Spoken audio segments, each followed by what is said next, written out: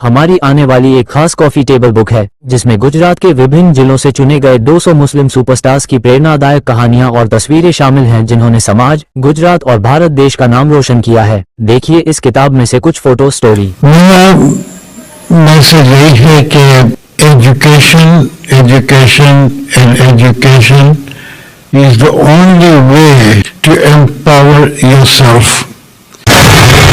आदाब, Muslim of Gujarat ये YouTube channel पर आप सभी का स्वागत है। आज हम हमारी आने वाली photo book Muslim of Gujarat के लिए गुजरात की मुस्लिम समाज के बच्चों के लिए एजुकेशन की नई राह दिखाने वाले डॉक्टर अब्दुल रहमान नकादर साहब की वीडियो स्टोरी कर रहे हैं। वीडियो देखने से पहले हमारा आपसे विनम्र अनुरोध है कि हमारे चैनल को लाइक करें, शेयर करें और सब्सक्राइब करना न भूलें। और वीडियो आपको जैसी भी लगे, अच्छी या सुधार की जरूरत वाली, हमें कमेंट बॉक्स में जरूर बताएं। आपकी राय हमारे लिए बहुत अहम है।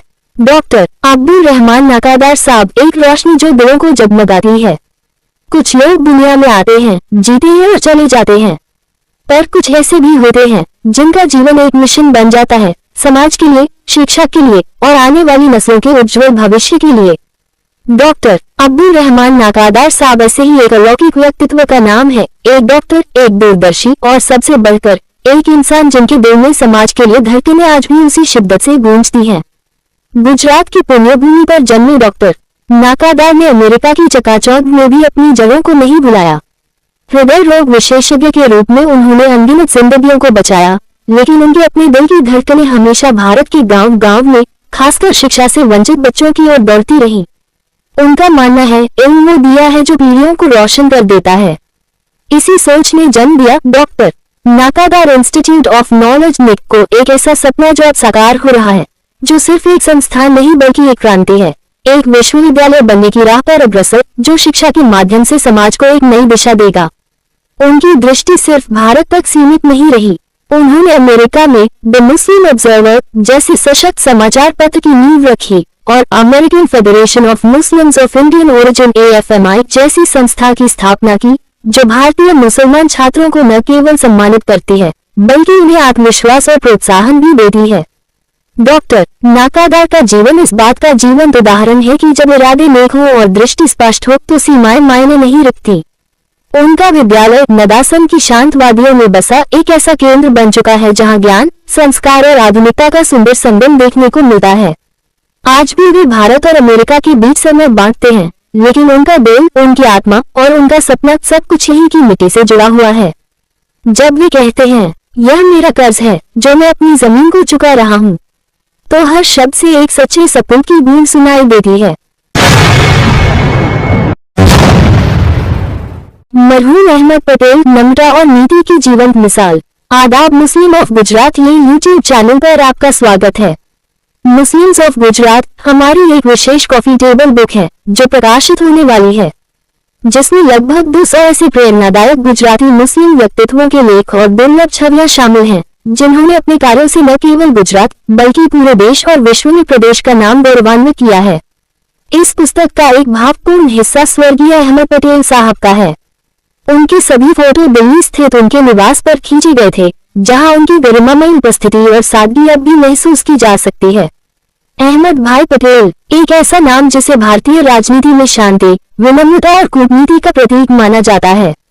गुजरात के भरूच जिले के पीरामल गांव से एक साधारण पृष्ठभूमि से आने वाले अहमद पटेल ने अपने जीवन से यह सिद्ध किया कि राजनीति सिर्फ मंच पर बोलने का माध्यम नहीं बल्कि नीति और निष्कलंक सेवा का रास्ता भी हो सकती है। 1976 में मात्र 26 वर्ष की उम्र में वे पहली बार लोकसभा के लिए भरूच से चुने गए और तब से लेकर अपने जीवन के अंतिम समय तक जनसेवा के लिए समर्पित रहे। वे कांग्रेस पार्टी के सबसे विश्वसनीय और सौम्य स्वभाव वाले नेताओं में गिने जाते हैं। वे ऐसे राजनेता थे जो मंच पर अधिक नहीं बोलते थे, लेकिन पर्दे के पीछे से बेहद प्रभावशाली भूमिका निभाते थे।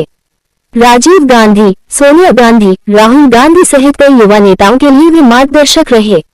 अहमद पटेल ने भारतीय राजनीति में हमेशा व्यवहार में विनम्रता, विचार में स्पष्टता और कार्यशैली में व्यावसायिकता बनाए रखी। उनके समकालीन नेता कहते हैं, अहमद भाई ने कभी अनावश्यक विवादों में प्रवेश नहीं किया, लेकिन देश के कुछ सबसे महत्वपूर्ण निर्णयों के पीछे उनका मौन प्रभाव था। उनके निधन से न सिर्फ कांग्रेस को बल्कि पूरे भारतीय राजनीतिक परिदृश्य को एक संतुलित आवाज खोनी पड़ी। वे एक ऐसे मुस्लिम नेता थे जिन्होंने कभी भी संप्रदाय की राजनीति नहीं की, बल्कि राष्ट्रीय स्तर पर अपनी एक अलग पहचान बनाई। अहमद पटेल के जीवन से हम ये सीख सकते हैं कि नेतृत्व केवल शब्दों से नहीं, बल्कि कर्म और ईमानदारी से आता है। हाजी जुम्मा रायमा, कच्छ की धरती से उठे कौमी एकता और उद्योग के स्तंभ।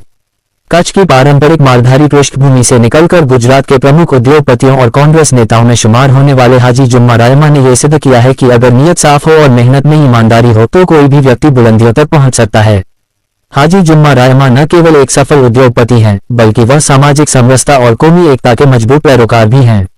उनकी पहचान सिर्फ व्यापार तक सीमित नहीं है, वह कच्छ और गुजरात के मुस्लिम समाज में एक मार्गदर्शक, नेता और मददगार के रूप में प्रसिद्ध हैं। राजनीति में सकारात्मक उपस्थिति। गुजरात कांग्रेस के सक्रिय नेता के रूप में हाजी जुम्मा रायमा ने राजनीति को सेवा का माध्यम बनाया है। वे हमेशा लोगों की जरूरत के समय आगे खड़े मिलते हैं, चाहे बात सामाजिक न्याय की हो, आपदा के समय राह की या आपसी सौहार्द बनाए रखने की। गरीबों के मददगार, अमीरों के सच्चे साथी। उनका मिलनसार स्वभाव और विनम्रता ही उनकी सबसे बड़ी पहचान है। वे जिस आत्मीयता से एक साधारण गरीब व्यक्ति से मिलते हैं, उसी आत्मीयता से अमीर और प्रभावशाली लोगों से भी जुड़ते हैं। यही कारण है कि समाज के हर वर्ग में उन्हें भरपूर सम्मान और स्नेह प्राप्त है।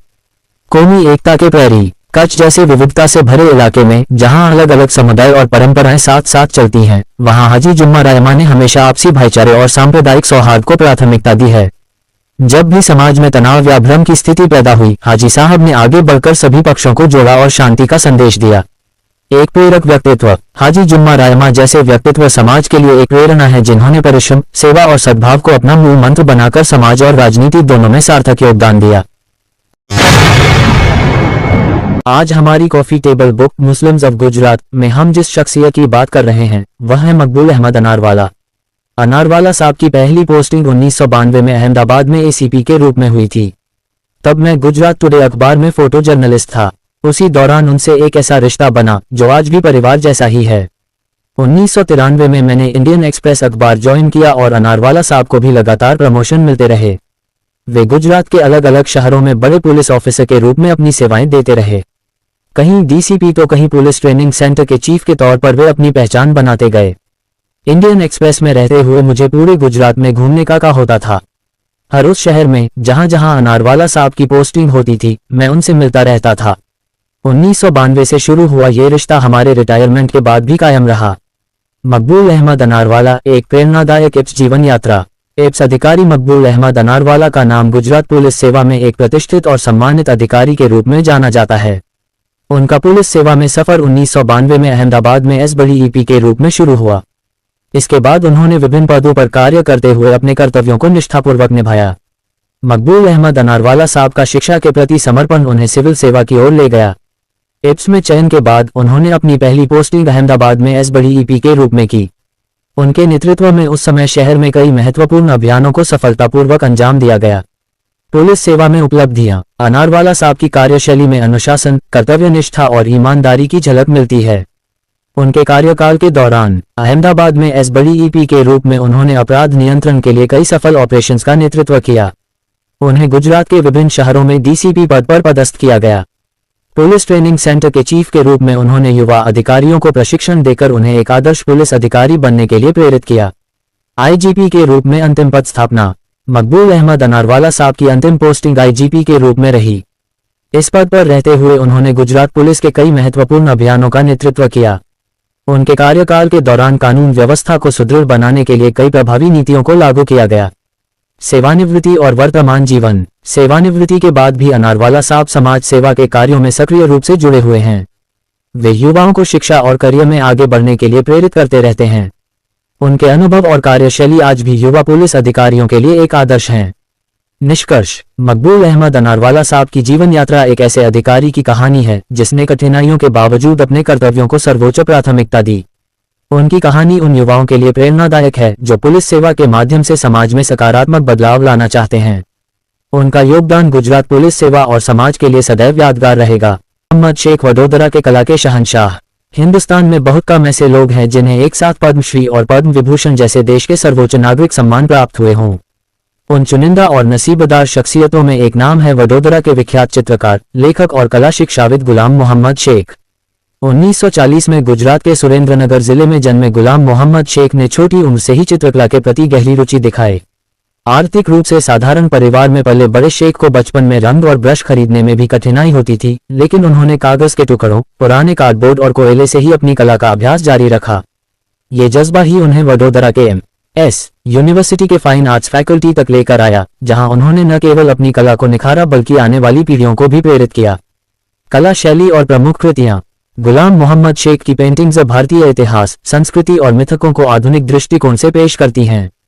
उनकी रचनाओं में पारंपरिक भारतीय मिनिएचर शैली और समकालीन कला का अनोखा मेल दिखाई देता है। उनकी कुछ चर्चित कलाकृतियां हैं: returning home after a long absence, city for sale, two women, Savitri. कले, लेखन और साहित्यिक योगदान। गुलाम मोहम्मद शेख केवल चित्रकार ही नहीं बल्कि एक संवेदनशील लेखक और कवि भी हैं। उन्होंने कई किताबें लिखी और संपादित की, जिनमें शामिल हैं कंटेम्पररी आर्ट इन बड़ौदा, कथा चरित, गुजराती कविता संग्रह, अथवा देशकल, अंतर्राष्ट्रीय पहचान। उनकी कला का प्रदर्शन दुनिया के कई बड़े शहरों और प्रतिष्ठित कला दीर्घाओं में हुआ है। Tate Modern, London, the National Gallery of modern Art, New Delhi और Mumbai, museum of modern art, Oxford, Singapore art museum, Sharjah Biennale. Bharat सरकार ने उनके योगदान को मान्यता देते हुए उन्हें 1983 में पद्मश्री और आगे चलकर 2014 में पद्म विभूषण से सम्मानित किया। यह उपलब्धि उन्हें भारतीय कला जगत के शीर्ष स्थान पर स्थापित करती है। प्रेरणादायक प्रसंग। कभी एक इंटरव्यू में गुलाम मोहम्मद शेख ने बताया कि छात्र जीवन में एक बार उन्होंने अपनी पेंटिंग एक प्रदर्शनी में लगाई, लेकिन किसी ने खरीदी नहीं। निराश होने के बजाय उन्होंने सोचा, शायद मेरी कला को और मेहनत की जरूरत है। उसी क्षण उन्होंने तय किया कि वे कला को केवल बेचने के लिए नहीं बल्कि अपने विचार और समाज की कहानी कहने के लिए बनाएंगे। यही सोच आज उनकी हर रचना में झलकती है। आज भी गुलाम मोहम्मद शेख कला जगत में एक प्रेरणा के रूप में माने जाते हैं, एक ऐसे कलाकार जिनकी कलम और कुची ने भारत की सांस्कृतिक पहचान को और अधिक समृद्ध किया। गुजरात की आदिवासी महिला हिरबाई इब्राहिम लोबी को पद्मश्री सम्मान भी मिला हुआ है। हिरबाई इब्राहिम लोबी सिद्दी समुदाय की गौरव गाथा। जूनागढ़, गुजरात के जाम्बुर गांव की सिद्दी जनजाति से ताल्लुक रखने वाली हिरबाई इब्राहिम लोबी को भारत सरकार ने पद्मश्री पुरस्कार से नवाजा है।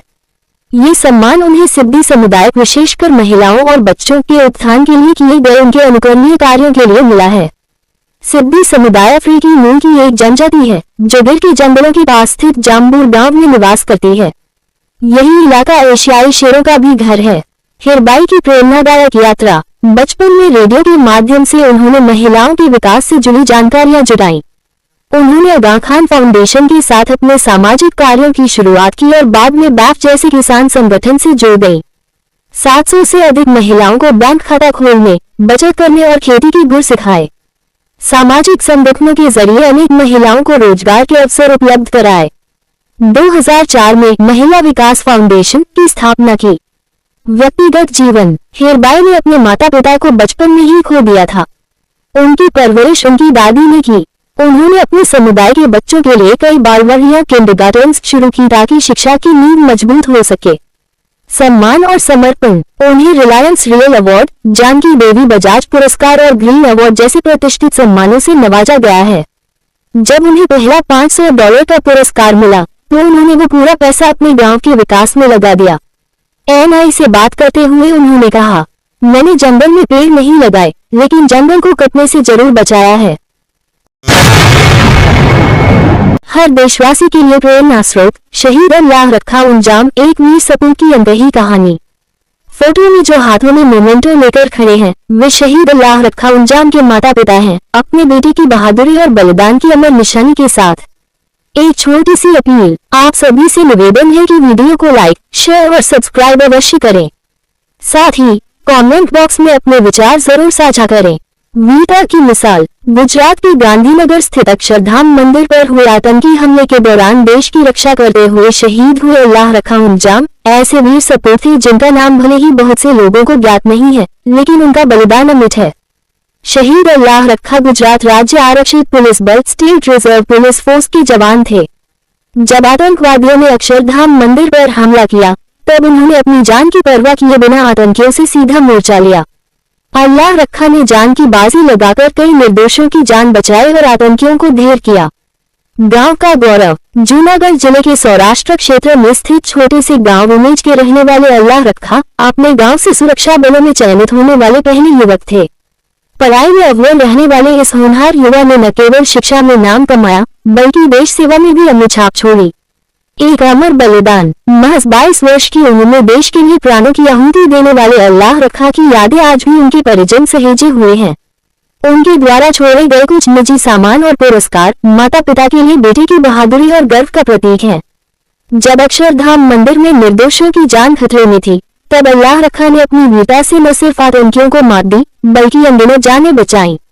उनका ये बलिदान हमें सिखाता है कि सच्चे नायक वे होते हैं जो निस्वार्थ भाव से राष्ट्र के लिए सब कुछ अर्पण कर देते हैं, चुपचाप बिना किसी दिखावे के। पद्मश्री अब्दुल गफूर खत्री अजरक की आत्मा। जन्म स्थान अजरकपुर, कच्छ, गुजरात। परिचय। अजरक की मिट्टी से जुड़ी कला को विश्व स्तर पर पहचान दिलाने वाले अब्दुल गफूर खत्री कच्छ के उन दुर्लभ हस्तशिल्पकारों में से हैं जिन्होंने सदियों पुरानी अजरक प्रिंट की परंपरा को नया जीवन दिया।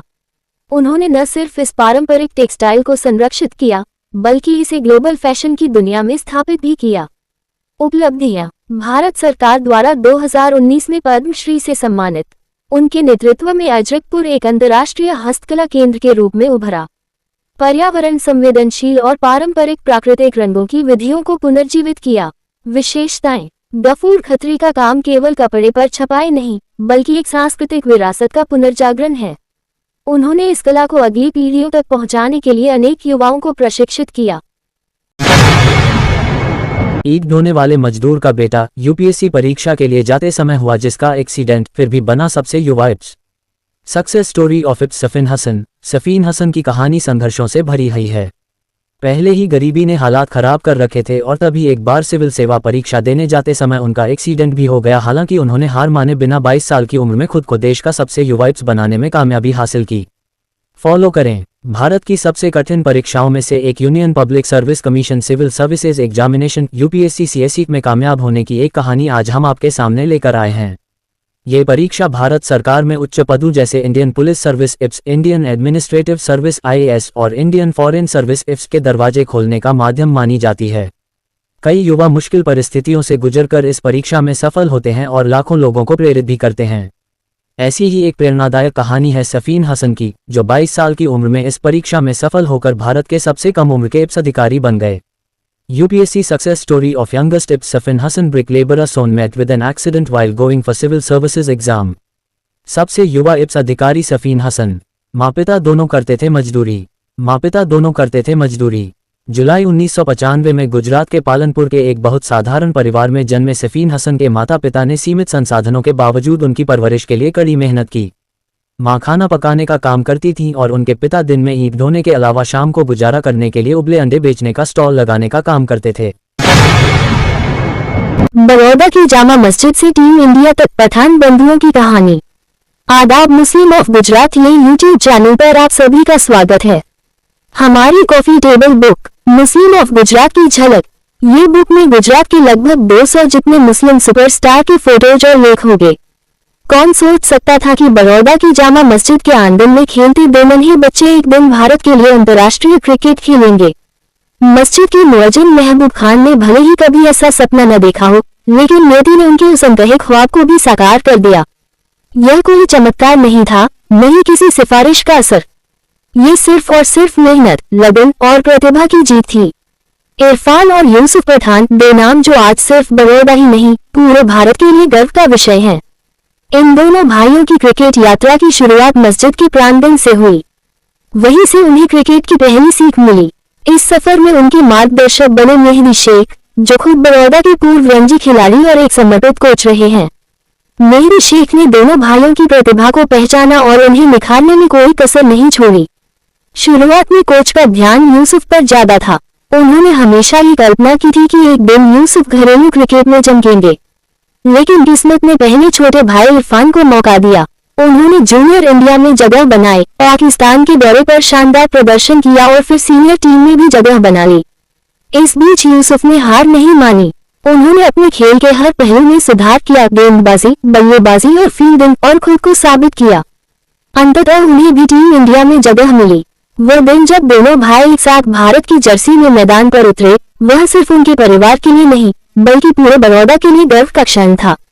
पिता महबूब खान की आंखों में खुशी के आंसू थे। उनके दोनों बेटे अब देश का नाम रोशन कर रहे थे। कोच मेहदी शेख की मेहनत भी रंग लाई थी। उनके दो शिष्य आज उस मुकाम पर थे जहां पहुंचने का सपना न जाने कितनों का अधूरा रह जाता है। इरफान और यूसुफ पठान की यह कहानी हमें ये सिखाती है कि चाहे शुरुआत कितनी भी साधारण क्यों न हो, अगर इरादे मजबूत हो और मेहनत में सच्चाई हो तो मंजिल जरूर मिलती है। आज ये दोनों सिर्फ बड़ौदा ही नहीं, पूरे गुजरात और भारत के लिए गौरव है। जब सत्य की हार हुई, ज़किया जाफरी, एक स्त्री जो 2002 के सांप्रदायिक तूफान में मुस्लिम पीड़ितों को न्याय दिलाने की लड़ाई निचली अदालत से लेकर सुप्रीम कोर्ट तक अकेले लड़ती रही।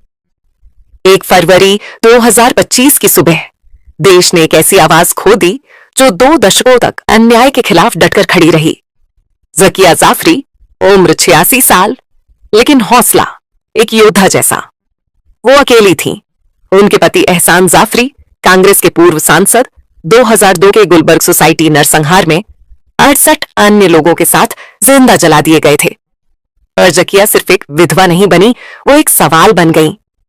जब सब कुछ देखा और सुना गया तो न्याय क्यों नहीं हुआ? गुजरात दंगों के बाद उन्होंने हार नहीं मानी। 2006 से न्यायपालिका की दहलीज पर सालों गुजार दिए। उनका विश्वास कभी नहीं डगमगाया। उन्होंने सुप्रीम कोर्ट को मजबूर किया कि वह दंगों की दोबारा जांच के लिए SIT गठित करे। लेकिन जिस जांच से सच्चाई सामने आनी थी, वही 2012 में क्लोजर रिपोर्ट दाखिल कर दी गई। ज़किया ने तब कहा था, SIT ने अहम सबूतों को नजरअंदाज किया। जांच अधूरी और पक्षपातपूर्ण थी।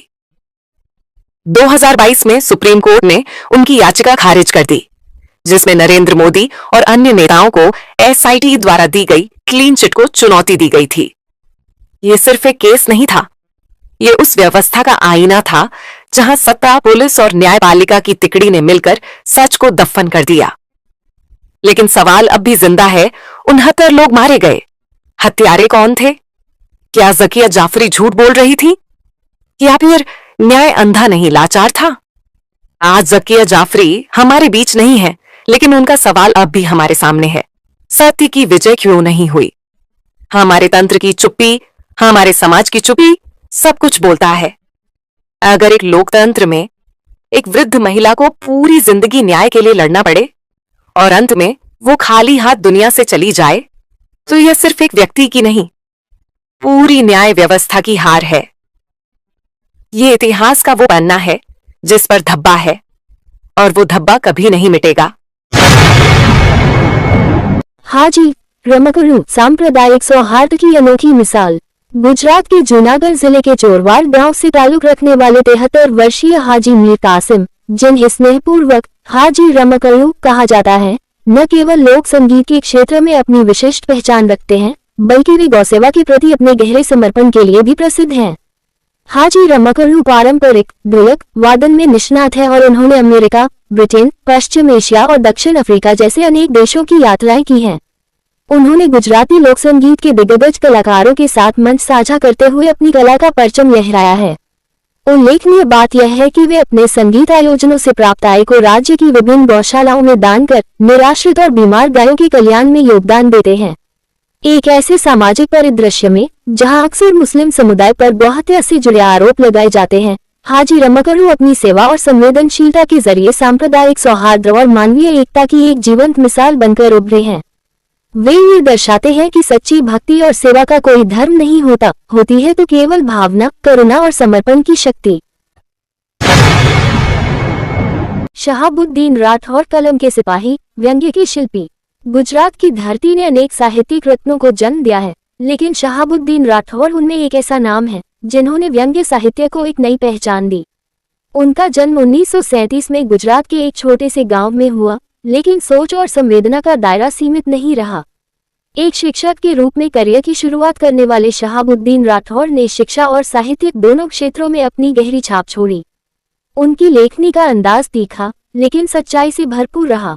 उन्होंने समाज की विसंगतियों, राजनीतिक पाखंड और सांप्रदायिक तनाव जैसे गंभीर विषयों को हास्य और व्यंग्य के माध्यम से इतनी सरलता से प्रस्तुत किया कि आम पाठक भी गहरे विचार में डूब जाता। उनकी चर्चित रचनाएं जैसे हस्ता हस्ता विदाई और खिस्सू खाली छे गुजराती साहित्य के स्वर्णिम अध्याय बन चुकी हैं।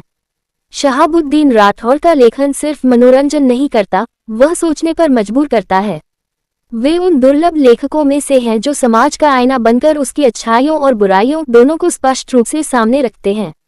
एक सरकारी अधिकारी रहते हुए भी उन्होंने कभी कलम को झुकने नहीं दिया।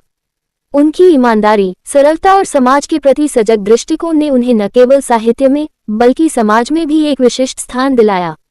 उनकी शैली में कबीर की कटाक्षता, प्रेमचंद की संवेदना और हरिशंकर परसाई की व्यंग्यात्मक दृष्टि का अनोखा संगम दिखाई देता है। उन्होंने गुजराती साहित्य में व्यंग्य को जनचेतना का माध्यम बना दिया, एक ऐसा माध्यम जो न सिर्फ गुदगुदाता है बल्कि झकझोरता भी है।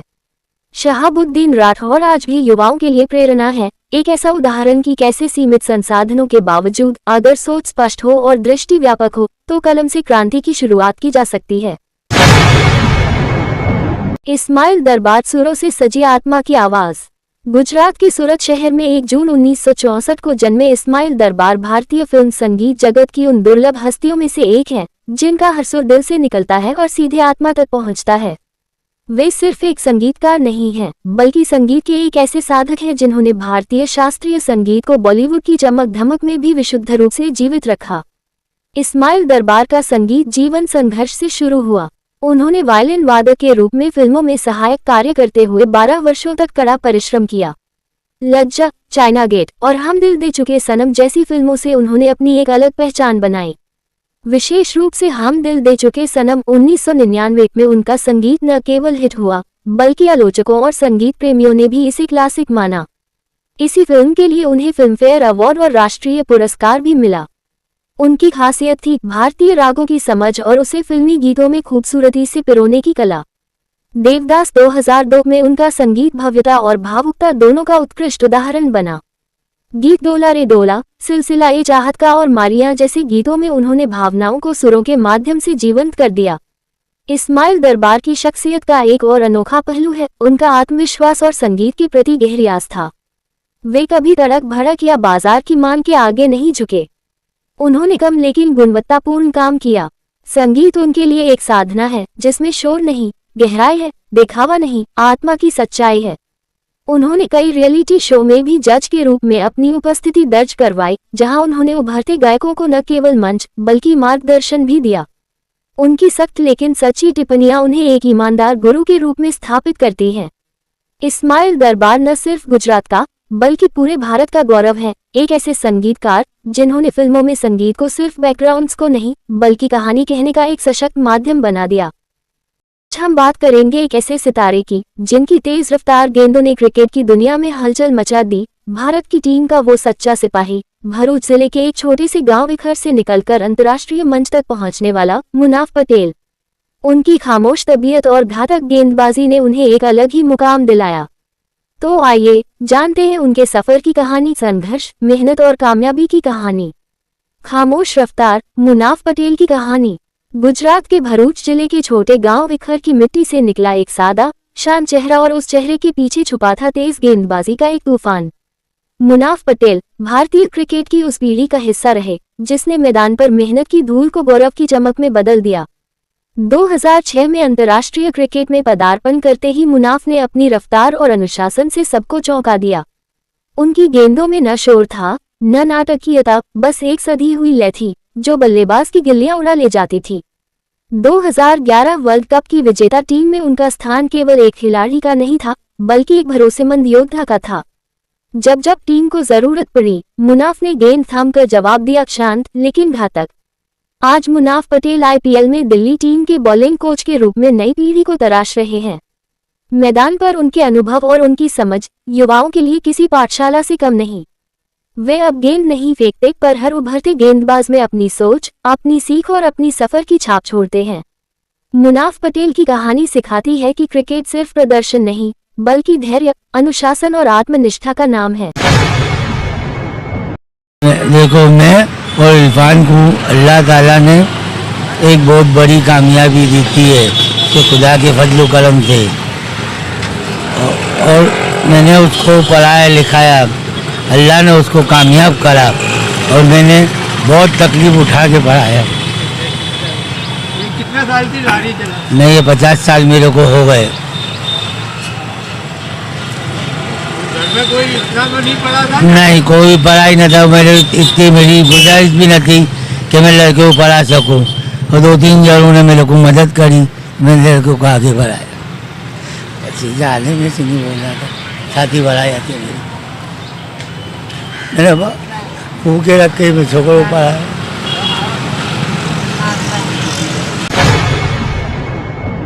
मेरा सफ़र जो है संघर्ष बढ़ा रहा है।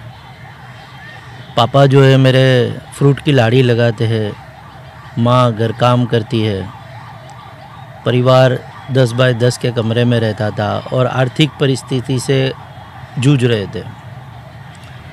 और ये सारी चीज़ें आज देख रहा हूँ तो कहीं ना कहीं माँ बाप की दुआ और लोगों का साथ मुझे यहाँ तक लेकर आया है। केले की लारी से डॉक्टर इरफान तक संघर्ष, समर्पण और शिक्षा की प्रेरणादायक कहानी। आदाब, मुस्लिम ऑफ गुजरात ये यूट्यूब चैनल पर आप सभी का स्वागत है। अहमदाबाद शहर ने कई कहानियां देखी हैं, लेकिन ये कहानी कुछ अलग है। ये कहानी है उस पिता की जिसने अपने हाथों में किताब नहीं थामी पर अपने बेटे को डॉक्टरेट की डिग्री दिलाई। ये कहानी है इरफान शेख और उनके पिता इब्राहिम शेख की, जिन्होंने गरीबी, संघर्ष और हालातों के बावजूद शिक्षा की लौ बुझने नहीं दी। राष्ट्रपति के हाथों मिली PhD डिग्री। पिछले शनिवार को अहमदाबाद स्थित गुजरात विद्यापीठ में भव्य दीक्षांत समारोह का आयोजन हुआ। कार्यक्रम में भारत की राष्ट्रपति द्रौपदी मुर्मू मुख्य अतिथि के रूप में मौजूद थीं, जबकि गुजरात के राज्यपाल देवव्रत आचार्य और मुख्यमंत्री भूपेंद्र पटेल भी मंच पर उपस्थित थे। यही वह दिन था जब अहमदाबाद के खानपुर विस्तार के रहने वाले इरफान शेख को राष्ट्रपति के हाथों PhD की उपाधि प्राप्त हुई। अब से वह डॉक्टर इरफान शेख कहलाएंगे, एक नाम जो मेहनत, लगन और उम्मीद की मिसाल बन गया है। पिता की संघर्ष भरी जिंदगी। इरफान के पिता इब्राहिम शेख पिछले 50 वर्षों से अहमदाबाद के मिर्जापुर रोड पर स्थित जनरल पोस्ट ऑफिस के सामने केले की लारी लगाते हैं। दिन भर धूप में खड़े होकर केले बेचने वाले इस साधारण इंसान ने असाधारण सपने देखे, अपने बच्चों को पढ़ाने के सपने। घर की आर्थिक स्थिति कभी ठीक नहीं रही। कई बार हालात इतने तंग हो जाते कि घर का खर्च चलाना मुश्किल हो जाता था, लेकिन इब्राहिम शेख ने हार नहीं मानी। उन्होंने केले बेचकर, हर रुपये बचाकर अपने बेटे की पढ़ाई जारी रखी। कभी दोस्तों ने मदद की, कभी रिश्तेदारों ने, लेकिन असली ताकत थी उस पिता की इच्छा और बेटे की मेहनत।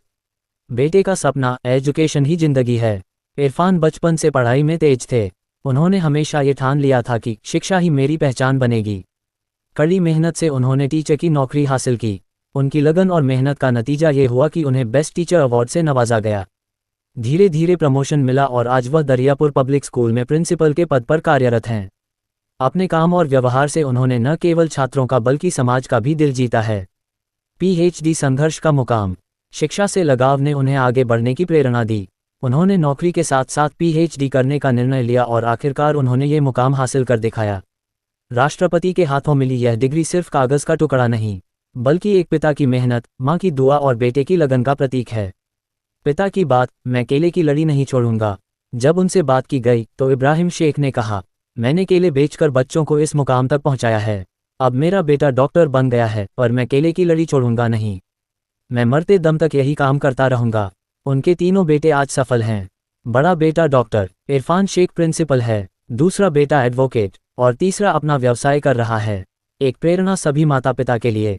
ये कहानी सिर्फ एक परिवार की नहीं, बल्कि उन सभी गरीब और मेहनती माता पिता के लिए है, जो ये सोचकर अपने बच्चों को पढ़ाई से रोक देते हैं कि हमारे पास पैसे नहीं हैं। इरफान शेख और उनके पिता इब्राहिम शेख ने साबित किया, अगर इरादा मजबूत हो तो गरीबी भी सफलता के रास्ते में रुकावट नहीं बन सकती। ये कहानी प्रेरणा है, उम्मीद है और शिक्षा की असली ताकत है।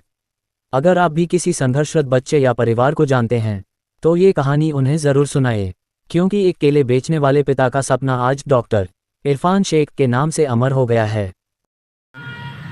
मैं आज के इस मौके पे और इस उपाधि के लिए सबसे पहले रब्बुल आलमीन का शुक्रगुजार हूँ, जिसने इस नाचीज़ को नवाजा है। मैं doctor Irfan Shaikh, principal Dariyapur public school, AMC school board.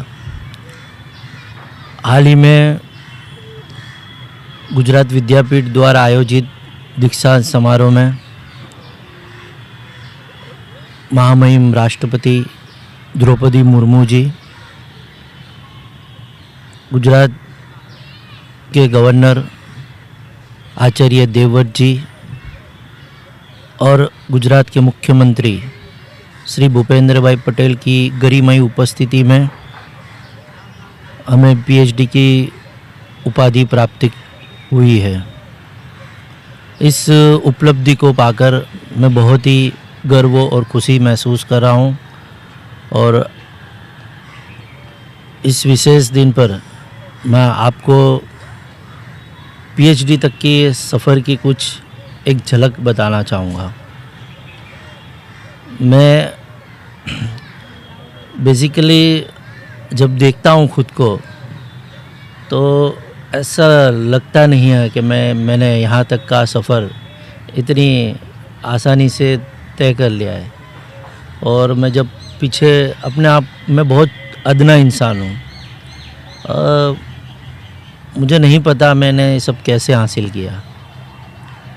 मेरा सफ़र जो है संघर्ष भरा रहा है। पापा जो है मेरे फ्रूट की लाड़ी लगाते हैं, माँ घर काम करती है, परिवार 10 बाय 10 के कमरे में रहता था और आर्थिक परिस्थिति से जूझ रहे थे।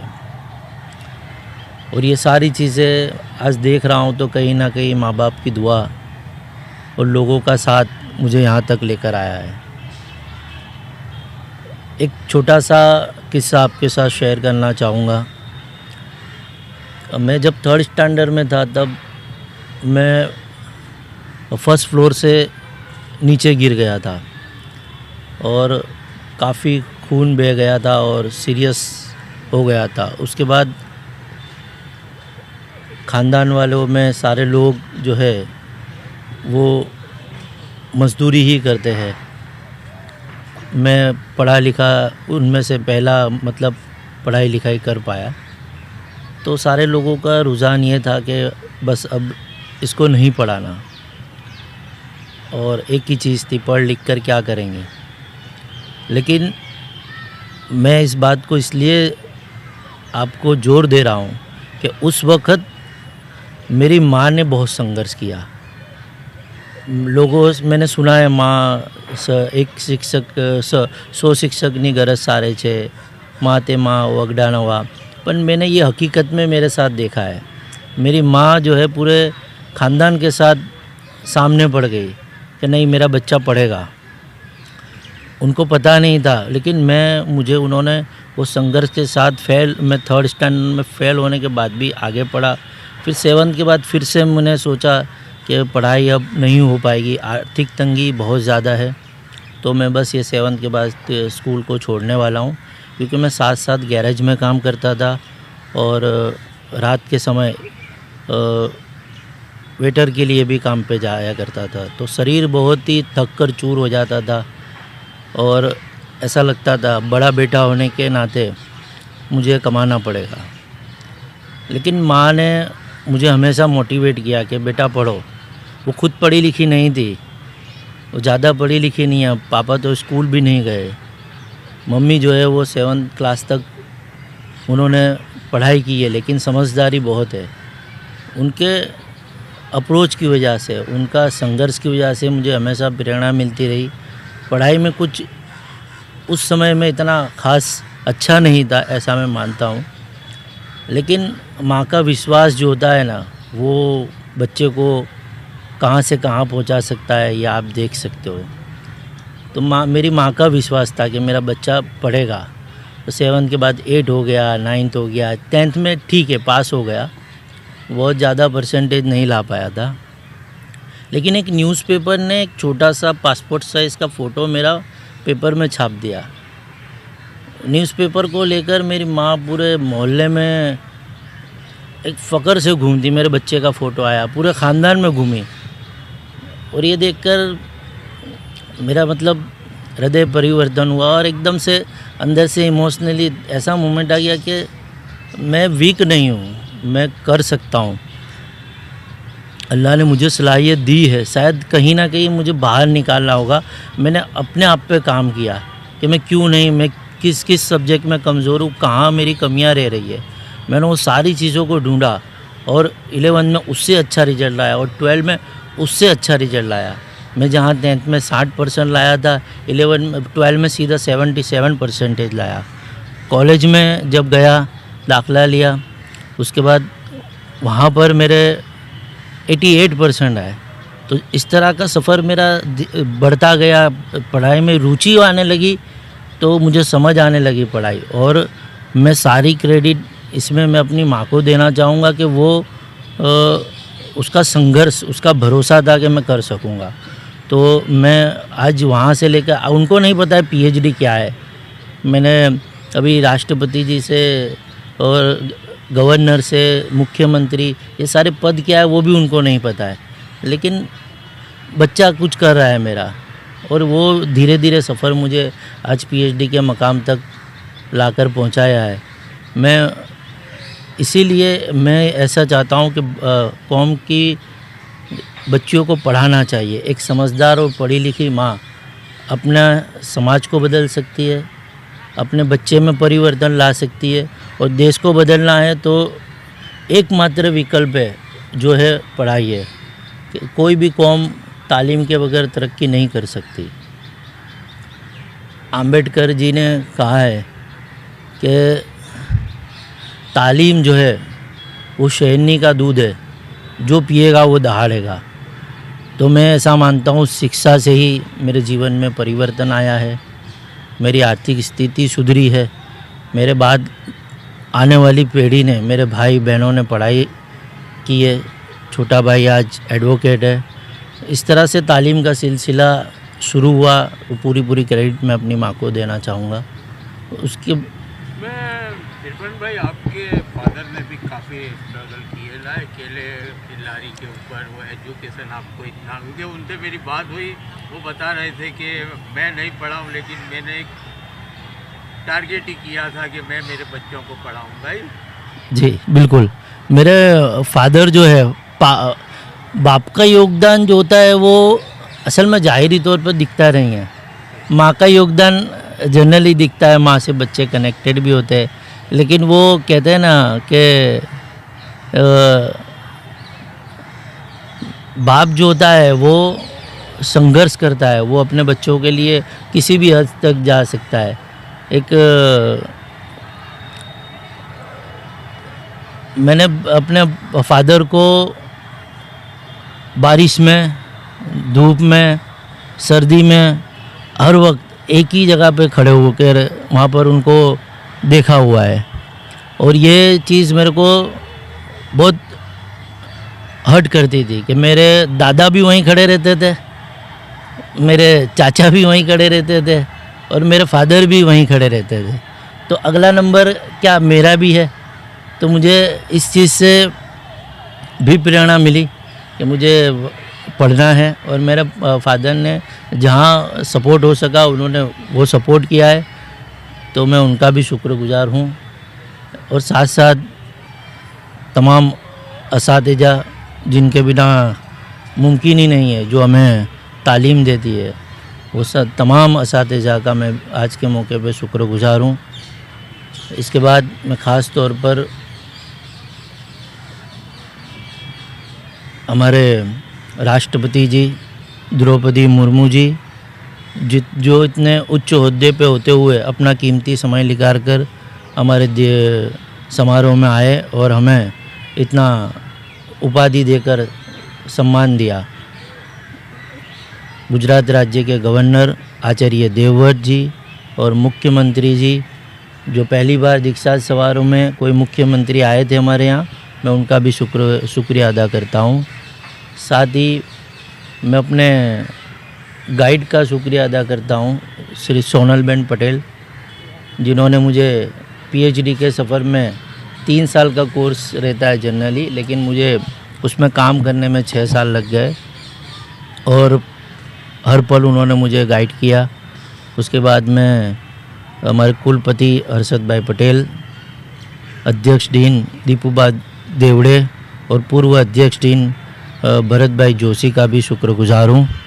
साथ ही हमारे AMC स्कूल बोर्ड के शासनाधिकारी डॉक्टर LD देसाई, जिन्होंने मुझे नौकरी के बाद पढ़ाई करने के लिए मंजूरी दी, और साथ साथ doctor Sujay bhai Mehta school board chairman, Shri Vipul Sevak vice chairman, जो हमेशा शिक्षण को बढ़ावा देने की बात करते हैं, और विशेष तौर पर मैं जिन्होंने मुझे विषय पीएचडी में विषय सिलेक्ट करने के लिए काफ़ी मदद की, ऐसे डॉक्टर साहू सर, और हमेशा मोटिवेशन देने वाले किशन सिंह राठौर का भी आज के मौके पर शुक्रिया अदा करता हूँ। और विद्यापीठ में जाना मेरे क्लासमेट थे, मैं पीएचडी के लिए मतलब देख रहा था, मन कुछ पता नहीं चल रहा था कहाँ से करूँ। मैंने गुजरात यूनिवर्सिटी से भी एंट्रेंस दी, लेकिन एक मेरी क्लासमेट रही है रुचि, उसने मुझे बताया कि मैं पालनपुर से आकर यहाँ पर विद्यापीठ में पीएचडी कर रही हूँ, आपको भी चाहिए कि यहाँ एक बार देखो। लेकिन मैं बाहर से हमेशा विद्यापीठ को देखता था कि भाई हाँ ये विद्यापीठ है, लेकिन कभी इतने सालों में यहीं का रहने वाला होने के बावजूद अंदर नहीं गया। एक दिन जब एडमिशन के लिए अंदर गया तब पता चला कि वहाँ की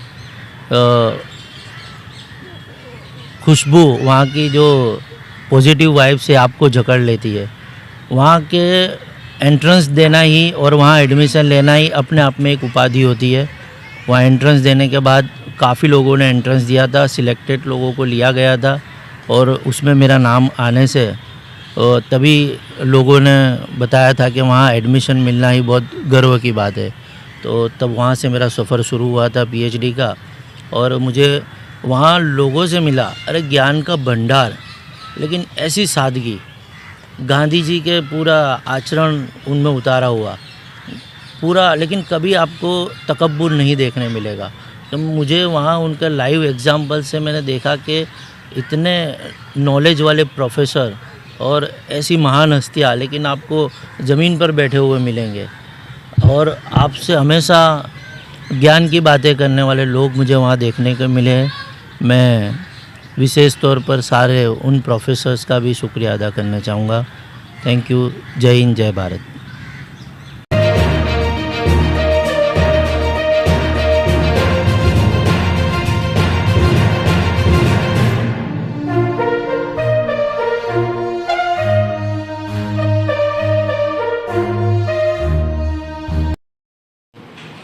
અમારા વિસ્તારની ડબગરવાડ પબ્લિક સ્કૂલના પ્રિન્સિપાલ ડૉક્ટર ઇરફાન શેખ ખૂબ જ અથાગ પરિશ્રમ, અથાગ મહેનત અને સાથે સાથે સ્કૂલના બાળકો માટે પણ ભણાવવાનું, પોતાના ઘરની જવાબદારી પણ નિભાવવાની, ત્રણ ભાઈઓમાંથી એક પોતે મોટા હોવા, સાથે સાથે એમના પિતાશ્રી તો ફ્રૂટની લારી ચલાવતા હતા।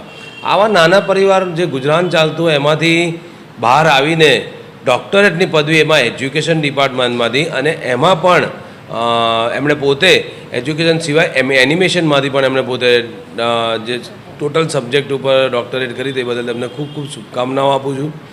આવનાર વર્ષોમાં તેઓ તેમના પરિવારનું તથા સમગ્ર સમાજના દરેક વર્ગનું, દરેક જાતિનું, દરેક ધર્મના જે વ્યક્તિઓ વંચિત છે તેવા લોકોને, જે નથી ભણી શકતા અથવા તો ભણવાના બીજા વિષયો ઉપર તેમને પ્રોબ્લેમ છે, દરેક પ્રકારના બાળકો માટે પોતે કોન્સન્ટ્રેટ કરતા રહે અને જે રીતે આજે સેવા આપે જેવી રીતે ભવિષ્યમાં પણ આપતા રહે એવી એમને ખૂબ ખૂબ શુભેચ્છાઓ પાઠવું છું। જય હિન્દ।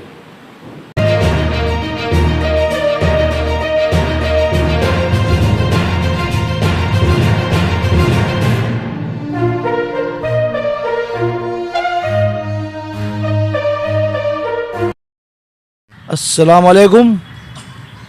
मैं जीपी चावला अहमदाबाद मुस्लिम बावर्ची जमात से एक अदना सा आदमी इरफान शेख डॉक्टर की पदवी लेके पूरे समाज की, बावर्ची समाज का सर्द ऊंचा कर दिया है। इसलिए मैं समाज की ओर से डॉक्टर इरफान सर को बहुत बहुत मुबारकबादी देता हूँ। और इस शहर के पहले मुस्लिम हैं जिसने राष्ट्रपति के हाथ से अवार्ड लिया है। गुजरात ने भी पहला ही मैं मानता हूँ तक पहला ही ये सबक हुआ होगा कि डॉक्टर इरफान सर बावर्ची समाज से ये इतनी बड़ी पदवी लेके आए। इसके लिए मैं समाज की ओर से तमाम फैमिली को और इरफान सर को बहुत बहुत मुबारकबादी देता हूँ। मैं जावेद राजा पेशे से एक फोटो जर्नलिस्ट और दिल से कहानियां सहेजने वाला इंसान हूँ। कैमरे के साथ मेरा रिश्ता मेरे बड़े भाई मरहूम जी मास्टर से शुरू हुआ। मेरे भाई ने गुजरात समाचार अखबार में 35 साल तक बतौर फोटोग्राफर काम किया। मैंने उनसे फोटोग्राफी की बारीकियां सीखी और 1997 से अखबारी फोटोग्राफी की दुनिया में कदम रखा। शुरुआत में मैंने बतौर फ्रीलांस फोटोग्राफर काम किया। इस दौरान देश के प्रतिष्ठित अखबारों जैसे टेलीग्राफ कोलकाता से प्रकाशित, मुंबई एडिशन और संडे ऑब्जर्वर के लिए गुजरात की खबरें और तस्वीरें कवर की। इसके बाद 1991 में मैं गुजरात टुडे अखबार से जुड़ा और 1994 तक वहां फोटोग्राफर के रूप में काम किया। फिर मेरा सफर राष्ट्रीय अखबार इंडियन एक्सप्रेस तक पहुंचा, जहां मैंने कई साल काम किया और वहीं से रिटायर हुआ। इन 3 दशकों से ज्यादा लंबे करियर में मैंने राजनीति, खेल, संस्कृति, समाज और इंसानी कहानियों के हजारों अनमोल पल अपने कैमरे में कैद किए। मेरा मानना है कि एक तस्वीर सिर्फ दृश्य नहीं दिखाती, बल्कि वह उस पल की भावना, संघर्ष और इतिहास को भी अपने भीतर सहेजती है। अब एक नया सफर मुस्लिम्स ऑफ गुजरात। आज मैं एक बेहद खास प्रोजेक्ट पर काम कर रहा हूं, coffee table book Muslims of Gujarat. ये किताब गुजरात के उन मुस्लिम सुपरस्टार्स की कहानी और तस्वीरें पेश करेगी, जिन्होंने अपने अपने क्षेत्र में असाधारण उपलब्धियां हासिल की और न सिर्फ गुजरात बल्कि पूरे हिंदुस्तान का नाम दुनिया भर में रोशन किया। इस बुक में दाहोद से कच्छ, वलसाड से बनासकांठा, गुजरात के हर कोने से जुड़ी हस्तियां होंगी। हर शख्सियत की खास तस्वीरें और उनकी प्रेरक कहानियां इस किताब का हिस्सा होंगी। ये किताब मुस्लिम समाज की मेहनत, संघर्ष और सफलता का एक ऐतिहासिक दस्तावेज होगी। इंशाल्लाह बहुत जल्द ये किताब लोगों के सामने होगी और आने वाली पीढ़ियों के लिए एक प्रेरणा बनेगी। आगे देखिए बुक की कुछ झलकियां। आदाब और सलाम, आप सभी का दिल की गहराइयों से स्वागत है मुस्लिम्स ऑफ गुजरात के आधिकारिक यूट्यूब चैनल पर। हम आपके सामने लेकर आए हैं एक ऐसा प्रोजेक्ट जो न सिर्फ गौरव की बात है, बल्कि एक सांस्कृतिक दस्तावेज भी है, coffee table book Muslims of Gujarat, जो बहुत जल्द आपके सामने होगी। ये किताब कोई साधारण प्रकाशन नहीं है। यह एक ऐसी अनूठी कोशिश है जिसमें गुजरात के 200 से अधिक प्रतिष्ठित मुस्लिम व्यक्तित्वों की प्रेरणादायक कहानियां और दुर्लभ तस्वीरें संजोई गई हैं। ये वो लोग हैं जिन्होंने अपने संघर्ष, समर्पण और प्रतिभा से समाज में एक अलग मुकाम हासिल किया और गुजरात का नाम भारत ही नहीं पूरी दुनिया में रोशन किया। इस किताब में शामिल हैं भारतीय सेना की पहली मुस्लिम महिला colonel Sofiya Qureshi, Supreme Court के पूर्व चीफ जस्टिस एम अहमदी साहब, देश विदेश में क्रिकेट का परचम लहराने वाले इरफान पठान, यूसुफ पठान और मुनाफ पटेल, अंतर्राष्ट्रीय ख्याति प्राप्त फोटोग्राफर G.H. मास्टर, भारतीय राजनीति के रणनीतिकार अहमद पटेल, अंतर्राष्ट्रीय स्तर पर सराहे गए चित्रकार और लेखक गुलाम मोहम्मद शेख, पद्मश्री से सम्मानित सामाजिक कार्यकर्ता हीरबेन, और ऐसे ही अनेक नाम जो न सिर्फ मुस्लिम समाज बल्कि पूरे देश के लिए प्रेरणा का स्रोत हैं। गुजरात के मुस्लिम नेता ग्यासुद्दीन शेख, कच्छ के कौमी एकता के प्रतीक माने जाने वाले हाजी जुम्मा रायमा, साउथ गुजरात के मुस्लिम नेता असलम साइकिलवाला। इनके अलावा इस पुस्तक में जगह दी गई है उन शिक्षकों, डॉक्टरों, इंजीनियरों, वकीलों, संगीतकारों, समाज सेवकों, उद्योगपतियों, लेखकों, इतिहासकारों, खिलाड़ियों और कलाकारों को, जिनका योगदान समाज के हर कोने में गूंजता है। मुस्लिम्स ऑफ गुजरात सिर्फ नामों और चेहरों की किताब नहीं है, ये गुजरात के मुस्लिम समाज की उस जिजीविशा, संस्कृति और योगदान का जीवन चित्रण है जिसे अक्सर अनदेखा कर दिया जाता है। ये किताब एक प्रयास है उस इतिहास को दर्ज करने का जो आज के युवाओं को प्रेरणा दे सके और आने वाली पीढ़ियों को अपनी जड़ों से जोड़ सके। पुस्तक में 100 से अधिक आकर्षक और मनमोहक तस्वीरें भी शामिल हैं जो गुजरात के मुस्लिम समाज की सामाजिक, सांस्कृतिक और पारंपरिक विरासत की झलक दिखाती हैं। ये तस्वीरें खुद बोलती हैं, कहानियां कहती हैं एक समाज की, उसकी उम्मीदों की, उसके संघर्ष और सफलता की। हम चाहते हैं कि यह किताब हर उस घर तक पहुंचे जो विविधता में एकता, समावेश और पहचान को महत्व देता है। और यह चैनल उसी सफर का हिस्सा है जहां हम आपको इस किताब से जुड़े किस्से, व्यक्तित्वों के इंटरव्यू, बैक स्टोरीज और डॉक्यूमेंटेशन भी प्रस्तुत करेंगे। तो जुड़े रहिए हमारे साथ। मुस्लिम्स ऑफ गुजरात, गुजरात की शान, भारत का अभिमान। धन्यवाद।